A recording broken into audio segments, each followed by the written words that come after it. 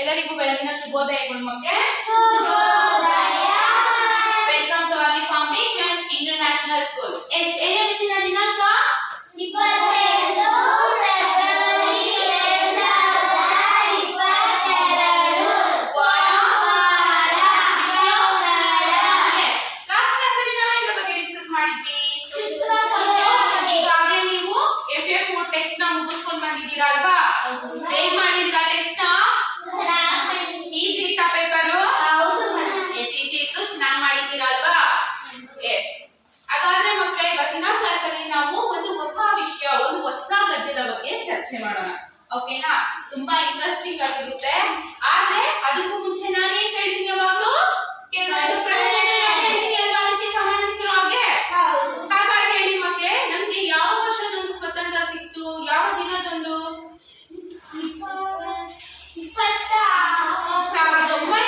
1947 August 15 ಅಲ್ವಾ? ನಿಮಗೆ ಸ್ವಾತಂತ್ರ್ಯ ಸಿಕ್ಕಿದ ಯಾವಾಗ? 1947 ಆಗಸ್ಟ್ 15 ಅಲ್ವಾ? ನಮ್ಗೆ ಈಸಿಯಾಗಿ ಸ್ವತಂತ್ರ ಸಿಕ್ಬಿಟ್ಟ ಮಕ್ಕಳೇ? ಇಲ್ಲ ಅಲ್ವಾ? ಹಾಗಾದ್ರೆ ಇದನ್ನ ನಮ್ಗೆ ಸ್ವತಂತ್ರ ಸಿಗ್ಬೇಕು ಅಂತ ಹಲವಾರು ಸ್ವತಂತ್ರ ಹೋರಾಟಗಾರರು ತಮ್ಮ ಪ್ರಾಣವನ್ನ ತ್ಯಾಗ ಮಾಡಿದ್ದಾರೆ ಅಲ್ವಾ? ಹಾಗಾದ್ರೆ ಹೇಳ್ತೀರಾ ಯಾರ್ಯಾರಿದ್ದಾರೆ ಆ ಸ್ವತಂತ್ರ ಹೋರಾಟಗಾರರ ಹೆಸರನ್ನ ಹೇಳ್ತೀರಾ ಮಕ್ಕಳೇ?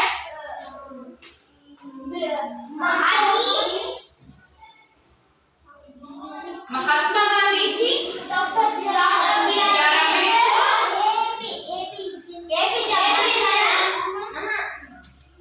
ಸುಭಾಷ್ ಚಂದ್ರ ಬೋಸ್, ಜವಾಹರಲಾಲ್ ನೆಹರು, ಭಗತ್ ಸಿಂಗ್, ಅವರು ಕಿತ್ತೂರು ರಾಣಿ ಚೆನ್ನಮ್ಮ, ಝಾನ್ಸಿ ಲಕ್ಷ್ಮೀಬಾಯಿ, ಒನಗೆ ಓಬವ್ವ, ಮುಂದೆ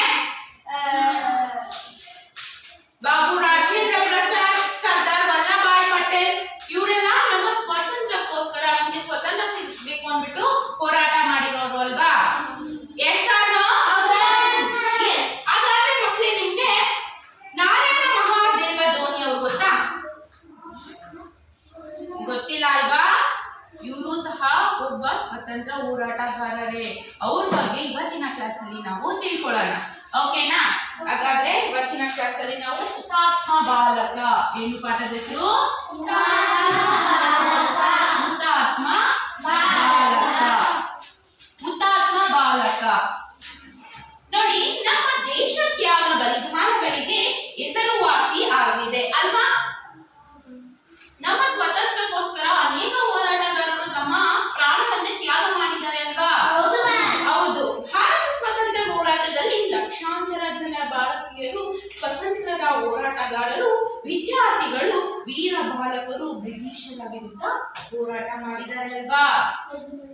ಅಂತಹದ್ದೇ ಒಬ್ಬರು ಈ ವೀರ ಬಾಲಕನ ಬಗ್ಗೆ ನಾವು ಇಂದಿನ ತರಗತಿಯಲ್ಲಿ ಚರ್ಚೆ ಮಾಡೋಣ. ಅವ್ರ ಬಗ್ಗೆ ತಿಳ್ಕೊಳ್ಳೋಣ. ಓಕೆನಾ? ಕೇಳಿಸ್ಕೊಂತೀರಾ? ಹಾಗಾದ್ರೆ ಪಾಠ ಪ್ರವೇಶ ನೋಡ್ಕೊಳ್ಳಿ.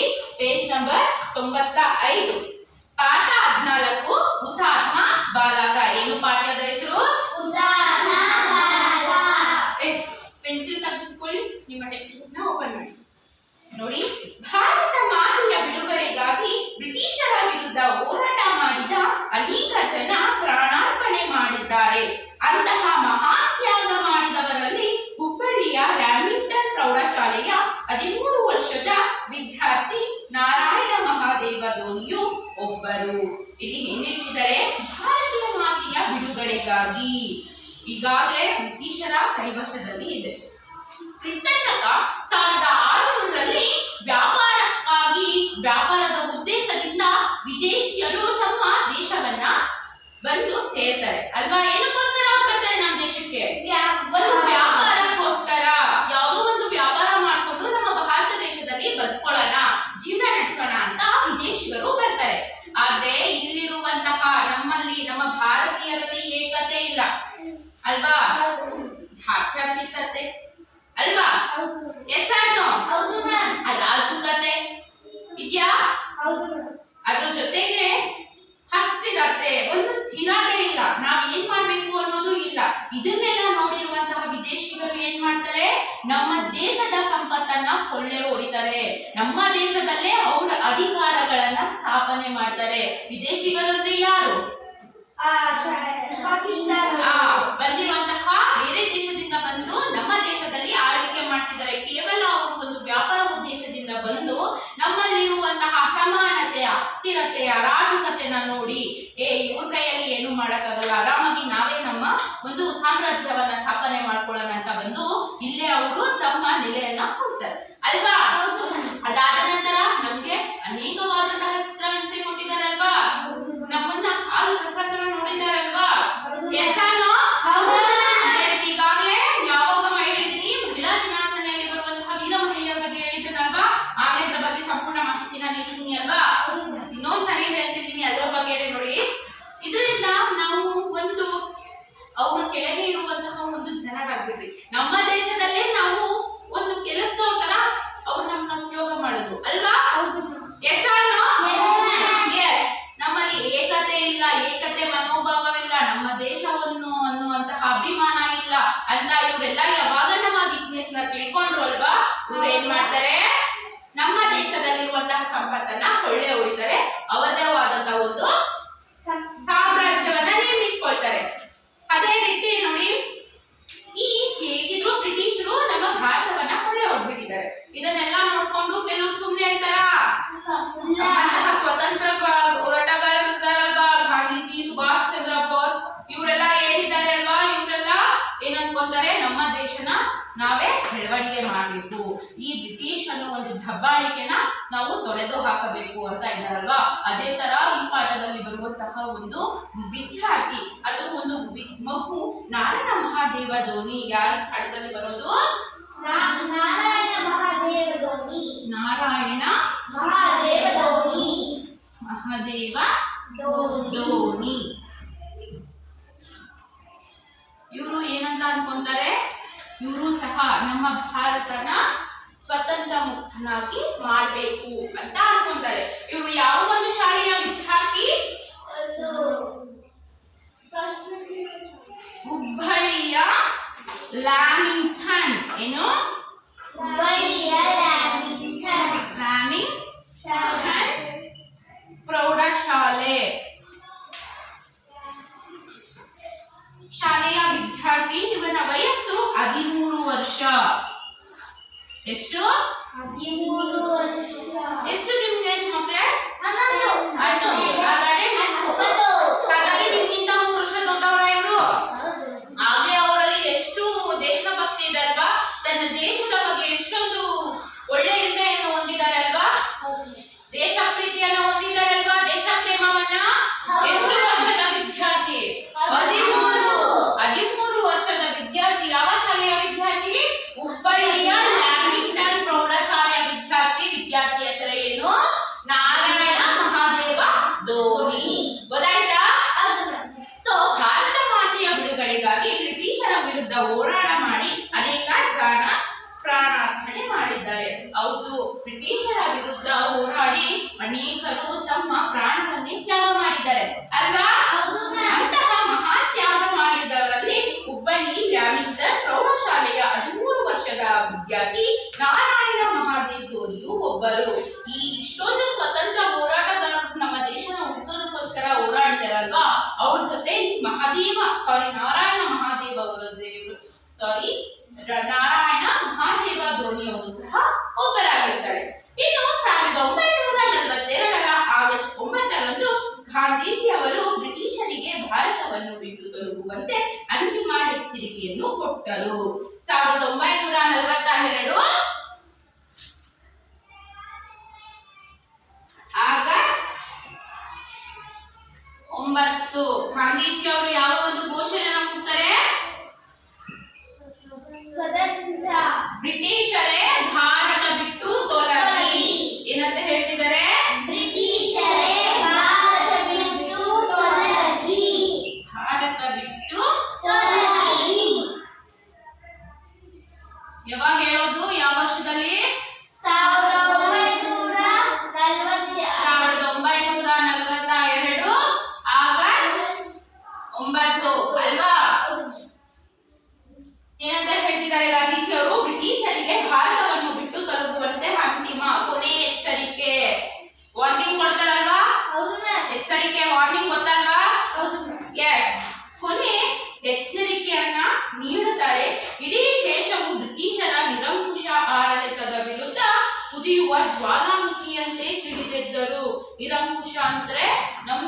ಯಾವುದೇ ತರದ ಅಧಿಕಾರ ಕೊಟ್ಟಿರ್ಲಿಲ್ಲ. ಅವ್ರು ಹೇಳಿದ ಹಾಗೆ ನಾವು ನಡ್ಕೋಬೇಕಾಗಿತ್ತು ಅಲ್ವಾ? ಇತ್ತ ನಮ್ಗೆ ಫ್ರೀಡಮ್ ಇತ್ತ? ಸ್ವತಂತ್ರವಾಗಿ ನಾವೇನಾದ್ರೂ ಒಂದು ವಿಷಯನ ಮಾಡ್ಬೋದಾಗಿತ್ತ? ಆಗ್ತಿಲ್ಲ ಅಲ್ವಾ? ಯಾರ ಅಂಕೆಗೂ ಒಳಪಡದ, ಯಾರ ಒಂದು ಅಂಕೆಗೂ ಒಳಪಡದ ನಿರಂಕುಶ ಅಂದ್ರೆ ಗೊತ್ತಾಯ್ತಾ? ಸೊ ಅವ್ರಿಗೆ ಆಗಿರುವಂತಹ ಅಧಿಕಾರವನ್ನ ಹೊಂದಿದ್ರು, ಅವ್ರು ಏನ್ ಹೇಳ್ತಾರೋ ಅದನ್ನೇ ನಾವು ಮಾಡ್ಬೇಕಾಗಿತ್ತು. ಅದರ ವಿರುದ್ಧ ಯಾರು ಹೋರಾಡ್ತಿದ್ದಾರೆ ಈಗ? ಗಾಂಧೀಜಿ ಅವರು ಏನಂತ ಘೋಷಣೆ ಹೊರಡಿಸ್ತಿದ್ದಾರೆ? ಬ್ರಿಟಿಷರೇ ಭಾರತ ಬಿಟ್ಟು ತೊಲಗಿ ಅಂತ ಯಾವ ವರ್ಷದಲ್ಲಿ ಇವರು ಘೋಷಣೆ ಕೂಗ್ತಾರೆ?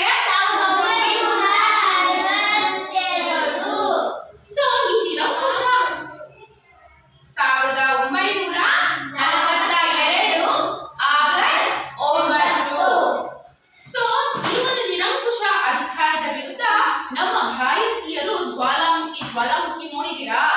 ಸೊ ನಾವು ನ್ಯೂಸ್ ಅಲ್ಲೆಲ್ಲ ನೋಡ್ತಿರ್ತೀವಿ ಅಲ್ವಾ? ಬೆಂಕಿ ಒಂದು ಬೆಟ್ಟವನ್ನ ಹೇಗೆ ಧ್ವಂಸ ಮಾಡ್ತಿರುತ್ತೆ ಅಲ್ವಾ? ಈ ಭಾರತೀಯ ಮನಸ್ಸಲ್ಲಿರುವಂತಹ ಆಕ್ರೋಶ ಕೂಡ ಈ ಜ್ವಾಲಾಮುಖಿಗೆ ಹೋಲಿಸ್ತಿದ್ದಾರೆ. ಗೊತ್ತಾಯ್ತಾ? ಬ್ರಿಟಿಷರು ಗಾಂಧೀಜಿಯವರ ಅಹಿಂಸಾ ತತ್ವವನ್ನು ಹೇಳಿತನವೆಂದು ತಪ್ಪಾಗಿ ತಿಳಿದಿದ್ದರು. ಗಾಂಧೀಜಿಯವರ ತತ್ವ ಏನು? ಅಹಿಂಸಾ ಮಾರ್ಗ ಅಲ್ವಾ? ಅಹಿಂಸಾ. ಇವರು ಯಾರಿಗೂ ಹಿಂಸೆ ಕೊಡ್ತಿರ್ಲಿಲ್ಲ. ಇದು ಗೊತ್ತಿರೋ ವಿಷಯನೇ ಅಲ್ವಾ ಎಲ್ಲರಿಗೂ? ಸೊ ಸುಭಾಷ್ ಚಂದ್ರ ಬೋಸ್ ಆಗಲ್ಲ. ಅವ್ರು ಮುಯಿಗೆ ಮುಯಿ, ಅವ್ರು ಗನ್ನೆತ್ಕೊಂಡು ಸುಟ್ರ ನಾವು ಗನ್ನೆತ್ಕೊಂಡು ಸುಡ್ಬೇಕು. ಅವ್ರು ಬಾಂಬ್ನ ಬಿಡಿಸ್ರ ನಾವು ಬಾಂಬ್ನ ಬಿಸಾಡ್ಬೇಕು. ಅವ್ರು ಹೊಡೆದ್ರ ನಾವು ಹೊಡಿಬೇಕು. ಅವ್ರು ಲಾಠಿ ಚಾರ್ಜ್ ಮಾಡಿದ್ರ ನಾವು ಲಾಠಿ ಚಾರ್ಜ್ ಮಾಡ್ಬೇಕು. ಆದ್ರೆ ಗಾಂಧೀಜಿ ಅವರು ಹಾಗಲ್ಲ. ಅವರು ಅಹಿಂಸಾ ತತ್ವ, ಕೇವಲ ಮಾತುಗಳಿಂದ ಮಾತ್ರ ಅವ್ರು ಹೇಳ್ತಿದ್ರು.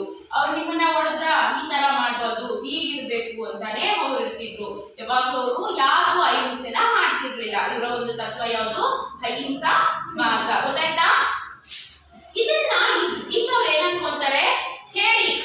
ಹೇಳಿತನ ಅಂದ್ರೆ ಸುಮ್ನೆ ಇವ್ನ ಕೈಯಲ್ಲಿ ಏನು ಆಗಲ್ಲ, ಅಂಜು ಬುರುಕ, ಭಯ ಬೀಳ್ತಿದ್ದಾನೆ, ಅದಕ್ಕೆ ಇವನು ಇಷ್ಟೊಂದು ಸೈಲೆಂಟ್ ಆಗಿದ್ದಾನೆ, ಇಷ್ಟೊಂದು ಯಾವುದೇ ತರ ಒಂದು ಯುದ್ಧನ ನಮ್ಮ ಮೇಲೆ ಮಾಡ್ತಿಲ್ಲ.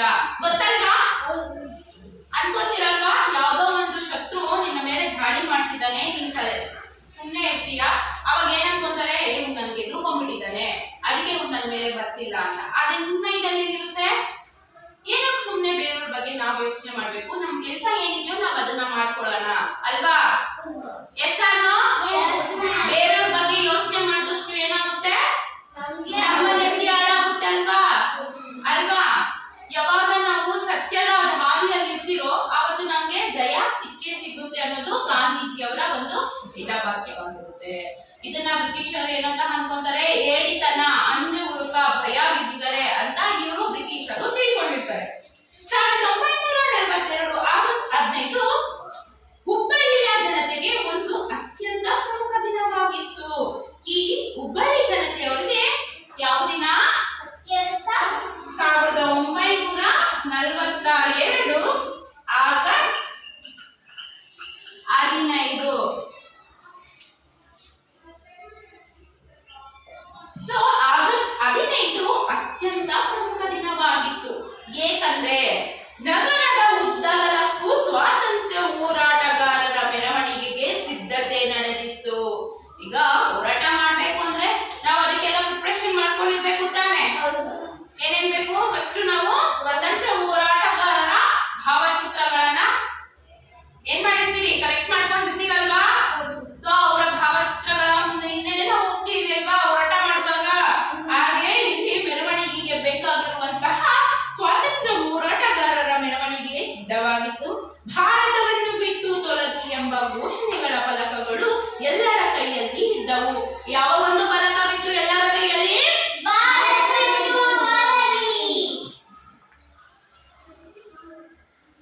ಸೊ ಎಲ್ಲಾ ಜನಗಳ ಕೈಯಲ್ಲಿ ಏನಿತ್ತು? ಬ್ರಿಟಿಷರೇ ಭಾರತ ಬಿಟ್ಟು ತೊಲಗಿ ಎನ್ನುವಂತಹ ಒಂದು ಘೋಷಣಾ ಫಲಕಗಳನ್ನ ಒಳಗೊಂಡಿದ್ರು. ಸಾಮರಸ್ಯದ ಮಂತ್ರ ಒಂದೇ ಮಾತರಂ ಎಲ್ಲರ ಬಾಯಲ್ಲೂ ಹರಿದಾಡುತ್ತಿತ್ತು. ಯಾವ ಒಂದು ಸ್ವಾರಸ್ಯದ ಮಂತ್ರ ಹೊರಟಿತ್ತು?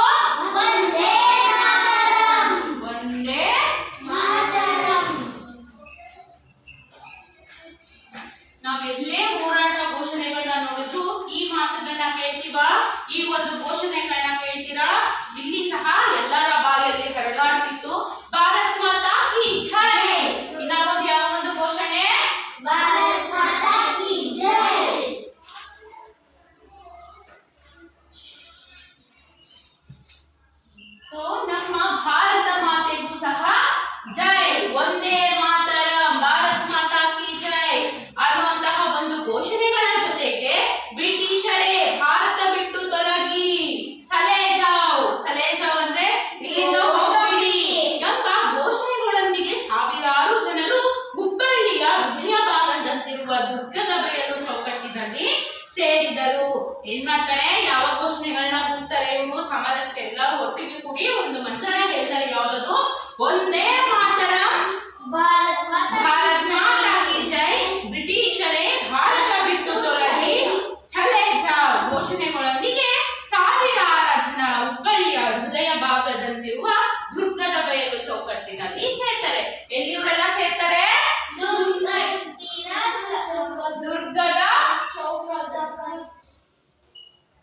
ದುರ್ಗದ ಬಯಲು. ಓಕೆನಾ, ಗೊತ್ತಾಯ್ತಾ? ಇವರೆಲ್ಲ ದುರ್ಗದ ಬಯಲು ಚೌಕಟ್ಟಿನಲ್ಲಿ ಸೇರ್ತಾರೆ. ಬಾಲಕ ನಾರಾಯಣ ಅಂದು ಮುಂಜಾನೆ ಬೇಗನೆ ಎದ್ದು ಸ್ನಾನ ಮಾಡಿ ಕೈಯಲ್ಲೇ ನೇಯ್ದ ಖಾದಿ ಚಡ್ಡಿ, ಅಂಗಿ ಮತ್ತು ಗಾಂಧಿ ಟೋಪಿಯನ್ನು ಧರಿಸಿದ. ಮನೆಯ ಬೀರುವಿನಲ್ಲಿದ್ದ ತ್ರಿವರ್ಣ ಧ್ವಜವನ್ನು ಹೊರತೆಗೆದ. ಬೊಂಬಿಗೆ ಧ್ವಜವನ್ನು ಕಟ್ಟಿ ಅಮ್ಮ ಎಂದು ಜೋರಾಗಿ ಕೂಗಿದ. ನಿದ್ರೆಯಿಂದ ಎದ್ದ ತಾಯಿ ಮಗನನ್ನು ನೋಡಿ ಆಶ್ಚರ್ಯದಿಂದ ಎಲ್ಲಿಗೆ ಹೋಗುತ್ತಿರುವೆ ಮಗು ಎಂದು ಕೇಳಿದರು. ಏನು, ಈಗ ನಾರಾಯಣರಾವ್ ಅವರ ಒಂದು ಪ್ರಸಂಗ ಬರುತ್ತೆ. ಏನ್ ಮಾಡ್ತಾರೆ, ನಾರಾಯಣರಾವ್ ಅವರು ಬೆಳಗ್ಗೆ ಆ ದಿನದ ಅವತ್ತು ಮೆರವಣಿಗೆ ಹೋಗ್ಬೇಕು ಅನ್ಕೊಂಡಿರ್ತಾರಲ್ವಾ, ಆ ದಿನದ ಬೆಳಗ್ಗೆ ಏನ್ ಮಾಡ್ತಾರೆ ಅವರು, ಬೇಗನೆ ಎದ್ದು ಸ್ನಾನ ಮಾಡ್ಕೊಂತಾರೆ. ಕೈಯಲ್ಲೇ ನೇಯ್ದ ಅಂದ್ರೆ ಹೊಲಿದಿರುವಂತಹದ್ದು. ಓಕೆನಾ, ಕೈಯಲ್ಲೇ ಹೊಲಿದಿರುವಂತಹ ಒಂದು ಖಾದಿ ಚಡ್ಡಿ ಅಂದ್ರೆ ಪಟಾಪಟಿ ಚಡ್ಡಿ ತರ ಬರುತ್ತಲ್ವಾ ಅದು. ಅದ್ರ ಜೊತೆಗೆ ಅಂಗಿ ಅಂದ್ರೇನು, ಶರ್ಟ್. ಓಕೆನಾ, ಅಂಗಿ ಮತ್ತೆ ಗಾಂಧಿ ಟೋಪಿ, ಗಾಂಧಿ ಅವ್ರು ಹಾಕ್ತಿದ್ರಲ್ವಾ ಟೋಪಿ, ಅದನ್ನ ಹಾಕೊಂಡಿರ್ತಾರೆ. ಮನೆಯಲ್ಲಿ ಬೀರುವಿನಲ್ಲಿ ಏನಿರುತ್ತೆ, ತ್ರಿವರ್ಣ ಧ್ವಜ. ತ್ರಿವರ್ಣ ಅಂದ್ರೆ ತ್ರಿವರ್ಣ. ತ್ರಿ ಅಂದ್ರೆ ಏನು, ಮೂರು ಅಲ್ವಾ, ಮೂರು ಬಣ್ಣಗಳನ್ನು ಹೊಂದಿರುವಂತಹ ಧ್ವಜ, ತ್ರಿವರ್ಣ ಧ್ವಜ. ಯಾವ್ದಿರೋದು ಬಣ್ಣಗಳು ನಮ್ಮ ನ್ಯಾಷನಲ್ ಫ್ಲಾಗ್ ಅಲ್ಲಿ? ಕನ್ನಡದಲ್ಲಿ ಕೇಸರಿ,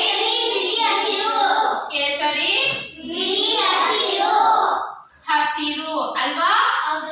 ಸೊ ಇದನ್ನ ಏನಂತ ಕರೀತಾರೆ, ತ್ರಿವರ್ಣ ಧ್ವಜ. ಎಲ್ಲಿ ಬೀರುವಿನಿಂದ ಅವರು ತ್ರಿವರ್ಣ ಧ್ವಜವನ್ನು ಹೊರತೆಗೆತ್ತಾರೆ. ಅದರ ಜೊತೆಗೆ ಬೊಂಬಿಗೆ ಧ್ವಜವನ್ನು, ಬೊಂಬು ಅಂದ್ರೆ ಕೋಲು, ಗೊತ್ತಾಯ್ತಾ? ಕೋಲಿಗೆ ಅವ್ರು ಏನ್ ಮಾಡ್ತಾರೆ, ಆ ಧ್ವಜವನ್ನು ಕಟ್ಟುತ್ತಾರೆ. ಕಟ್ಟಾದ್ಮೇಲೆ ಅವ್ರು ಏನಂತ ಕೂಗ್ತಾರೆ, ಅಮ್ಮ. ಅಮ್ಮ ಬೆಳಗ್ಗೆ ಅಷ್ಟೊತ್ತಿಗೆ ಎದ್ದಿರಲ್ಲ, ಯಾಕಂದ್ರೆ ಅವ್ರು ಬೆಳಗ್ಗೆ ಬೇಗ ಎದ್ದಿದಾರಲ್ವಾ, ಅಮ್ಮ ಇನ್ನು ಮಲ್ಕೊಂಡಿದ್ದಾರೆ. ಯಾವಾಗ ಅಮ್ಮ ಅಂತ ಜೋರ ಕೂಗಿದ ತಕ್ಷಣ ತನ್ನ ತಾಯಿ ನಿದ್ರೆಯಿಂದ ಎದ್ದು ಬರ್ತಾರೆ. ತಾಯಿ ಮಗನನ್ನು ನೋಡಿ ಆಶ್ಚರ್ಯದಿಂದ, ಹೇಳ್ದಿರ ಮಾಡ್ತೀರ ನೀವೆಲ್ಲಾದ್ರೂ ರೆಡಿ ಆಗ್ಬಿಟ್ರೆ ಏನಾಗುತ್ತೆ? ಅಮ್ಮ ಎಲ್ಲಿ ಹೋಗ್ತಾ ಇದೆಯಾ ನೀನು, ಇಷ್ಟೊತ್ತಲ್ಲಿ ಏನ್ ಮಾಡ್ತಿದ್ಯಾ, ಇಷ್ಟೊತ್ತಿಗೆ ಸ್ನಾನ ಮಾಡ್ಕೊಂಡಿದ್ಯಾ, ನನ್ಗೆ ಇದ್ರ ಬಗ್ಗೆ ಏನು ಹೇಳಿಲ್ಲ ಅಂತ ಕೇಳ್ತಾರಲ್ವಾ ಅಮ್ಮ. ಅದೇ ತರ ಇಲ್ಲಿ ಸಹ ನಾರಾಯಣ ಅವರ ಅಮ್ಮ ಕೇಳ್ತಿದ್ದಾರೆ ಏನಂತ, ಎಲ್ಲಿಗೆ ಹೋಗುತ್ತಿರುವೆ ಮಗು, ಎಲ್ಲಿ ಹೋಗ್ತಿದ್ಯಾ ನೀನು, ಇಷ್ಟೊತ್ತೆದ್ದು ನೀನು ಎಲ್ಲಿ ಹೋಗ್ತಿದ್ಯಾ ಅಂತ ಕೇಳ್ತಾರೆ. ಅರ್ಥ ಆಯ್ತಾ ಇಲ್ಲಿವರೆಗೂ? ಏನಾದ್ರು ಡೌಟ್ ಇದೆಯಾ? ಹಾಗಾದ್ರೆ ಇಲ್ಲಿ ಅಮ್ಮ ಮತ್ತೆ ತನ್ನ ಮಗನ ನಡುವೆ ಏನೇನು ಸಾರಾಂಶ ಅಂದ್ರೆ ಏನೇನ್ ಚರ್ಚೆ ಆಗುತ್ತೆ ಅಂತ ನಾವು ನೆಕ್ಸ್ಟ್ ಕ್ಲಾಸ್ ಅಲ್ಲಿ ಚರ್ಚೆ ಮಾಡೋಣ. ಓಕೆನಾ? ಹಾಗಾದ್ರೆ ಹೇಳಿ, ಏನ್ ಅರ್ಥ ಆಯ್ತು ನಿಮ್ಗೆ ಇಷ್ಟರವರೆಗೂ? ನಮ್ಗೆ ಸ್ವಾತಂತ್ರ್ಯ ಸಿಕ್ಕಿದ್ದು ಯಾವಾಗ, ಗಾಂಧೀಜಿ ಹೇಗೆ ಹೋರಾಡಿದ್ರು, ಗಾಂಧೀಜಿ ಏನನ್ನ ಘೋಷಣೆ. ಈ ಗದ್ಯದಲ್ಲಿ ಬರುವ ಪ್ರಮುಖ ವ್ಯಕ್ತಿ ಯಾರು?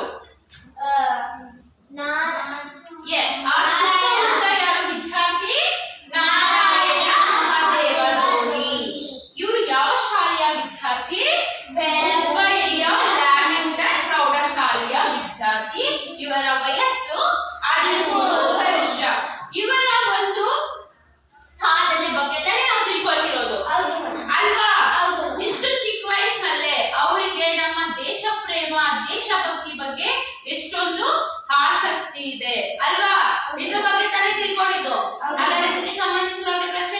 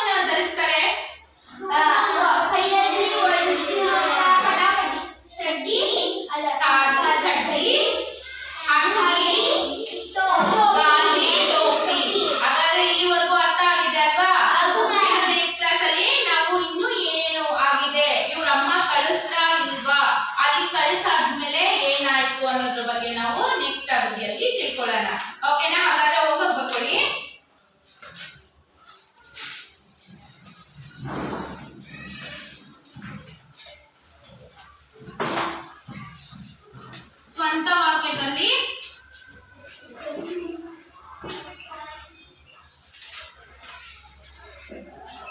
ಬರೆಯಿರಿ. ಸೊ ಘೋಷಣೆ,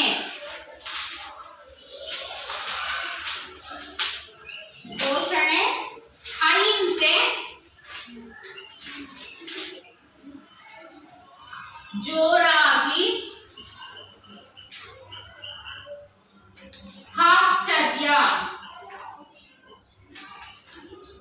ನೋಡಿ ಮಕ್ಕಳೇ, ಇವತ್ತಿನ ಅವಧಿಯಲ್ಲಿ ನಿಮ್ಮ ಹೋಮ್ವರ್ಕ್ ಏನಂತ ಗೊತ್ತಾಯ್ತಲ್ವಾ? ಸೊ ಸ್ವಂತ ವಾಕ್ಯದಲ್ಲಿ ಬರೆಯಿರಿ. ಘೋಷಣೆ, ಅಹಿಂಸೆ, ಜೋರಾಗಿ, ಆಶ್ಚರ್ಯ, ಈ 4 ಪದಗಳನ್ನ ನೀವು ಸ್ವಂತ ವಾಕ್ಯದಲ್ಲಿ ಬರ್ಕೊಂಡು ಬರ್ಬೇಕಾಗುತ್ತೆ. ಗೊತ್ತಾಯ್ತಾ? ಇಲ್ಲಿವರೆಗೂ ಮಾಡಿದೀನಿ. ಇದ್ರಲ್ಲಿ ಏನಾದ್ರು ಡೌಟ್ಸ್ ಇದೆಯಾ ಮಕ್ಕಳೇ ನಿಮ್ಗೆ? ಸೊ ಇದ್ರಲ್ಲಿ ಯಾವುದೇ ಡೌಟ್ ಇಲ್ಲ ಅಲ್ವಾ? ಹಾಗಾದ್ರೆ ಮಕ್ಕಳೇ, ಇವತ್ತಿನ ಅವಧಿಯಲ್ಲಿ ನಾವು ಹುತಾತ್ಮ ಬಾಲಕ ಅನ್ನೋ ಒಂದು ಗದ್ಯದ ಬಗ್ಗೆ ಸಂಪೂರ್ಣ ಮಾಹಿತಿನ ತಿಳ್ಕೊಂಡಿದೀವಿ. ಅದಕ್ಕೆ ಸಂಬಂಧಿಸಿರುವ ಹಾಗೆ ಹೋಮ್ವರ್ಕ್ ಸಹ ಕೊಟ್ಟಿದ್ದೀನಿ. ನೀವೇನ್ ಮಾಡ್ಕೊಂಡ್ ಬರ್ಬೇಕಾಗುತ್ತೆ? ಸೊ ಈ ಹೋಮ್ವರ್ಕ್ ನ ನೆಕ್ಸ್ಟ್ ಕ್ಲಾಸ್ ಅಲ್ಲಿ ನೀವು ಕಲ್ತ್ಕೊಂಡ್ ಬರ್ಬೇಕಾಗುತ್ತೆ. ಓಕೆನಾ? No doubts?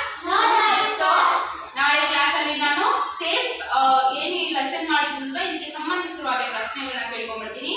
ನೀವು ಪಾಠನ ಒಂದ್ಸರಿ ಮನೆಯಲ್ಲಿ ಓದ್ಕೊಂಡ್ ಬರ್ಬೇಕಾಗುತ್ತೆ. ಓಕೆನಾ? Thank you students.